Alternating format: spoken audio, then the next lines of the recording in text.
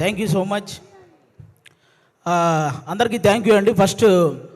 ఈరోజు మనం సినిమా వాళ్ళ గురించి మాట్లాడుకుందాం, 2 సినిమాని చంపేసే వాళ్ళ గురించి మాట్లాడుకుందాం, 3 మన సినిమా గురించి మాట్లాడుకుందాం. ఓకేనా? ఓకే.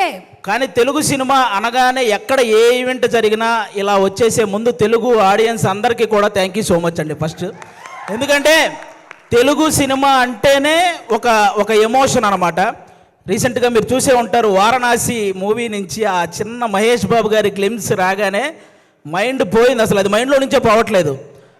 అంటే ఈ దెబ్బతో అవతారు కూడా జై బాబు అనాల్సిందే, అలా ఉందన్నమాట. అది ఆల్మోస్ట్ అంటే తెలుగు సినిమా అనగానే గౌరవంగా నమస్కారం పెట్టేలా చేసింది నందమూరి తారక రామారావు గారు, అక్కినేని నాగేశ్వరరావు గారు అయితే, తెలుగు సినిమా అనగానే గర్వంగా శాల్యూట్ కొట్టేలా చేసింది మెగాస్టార్ చిరంజీవి గారు అయితే, తెలుగు సినిమా అనగానే ప్రపంచంలో మనం ఏ మూలకు వెళ్ళినా నేను తెలుగునిరా అని ధైర్యంగా చెప్పుకునేలా చేసింది మాత్రం ఎస్ఎస్ రాజమౌళి గారండి.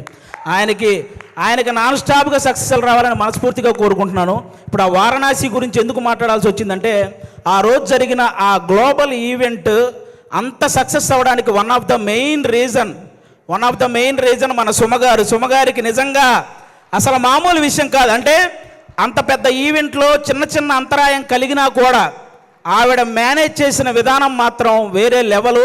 అందుకే సుమగారికి ఒక్కసారి గట్టిగా క్లాప్స్ కొట్టాలి ఆ విషయంలో మాత్రం. అదొక్కటే కాదు,